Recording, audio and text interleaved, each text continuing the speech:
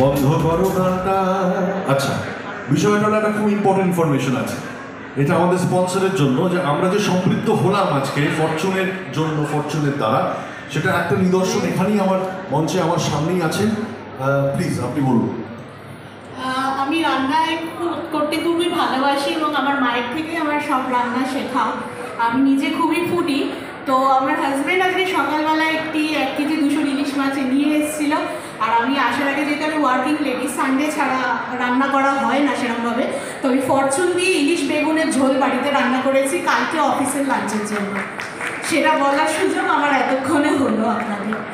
Thank you so much. Thank you so very much for sharing this information. তার মানে এটা আমরা মোটামুটি ফাইনাল হয়ে গেল যে 2025-এ একটা বর্ষবরণ হচ্ছে, মাফ করবেন, বর্ষমঙ্গল হচ্ছে। 2026-ও যে বর্ষমঙ্গল হবে সেটা তো ফরচুনই আমাদের সঙ্গে থাকবে, আশা করা যাচ্ছে। হ্যাঁ, এটা আমি ম্যানিফেস্ট করছি পরের বছরের জন্য। অনেক অনেক ধন্যবাদ, অনেক অনেক ধন্যবাদ। আচ্ছা।